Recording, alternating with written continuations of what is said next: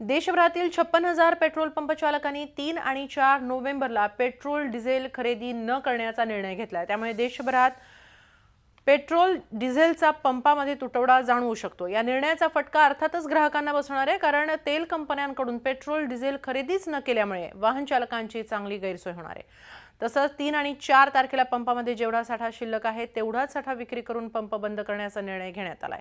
तसंच 5 नोव्हेंबरपासून एकाच शिफ्टमध्ये म्हणजे सकाळी 9 ते संध्याकाळी 6 वाजेपर्यंतच पंप सुरू ठेवण्याचा निर्णयही फार्मपेडाने घेतलाय।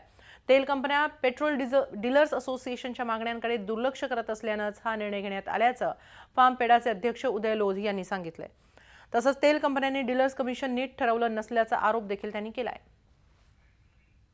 जर 4 तारखेची बैठक फिसकटली तर 5 तारखेला संपूर्ण भारतात आम्ही 9 ते 6 असेच पेट्रोल पंप चालवून रात्रपाळीचा खर्च आणि विजेचा खर्च आम्ही वाचवणार।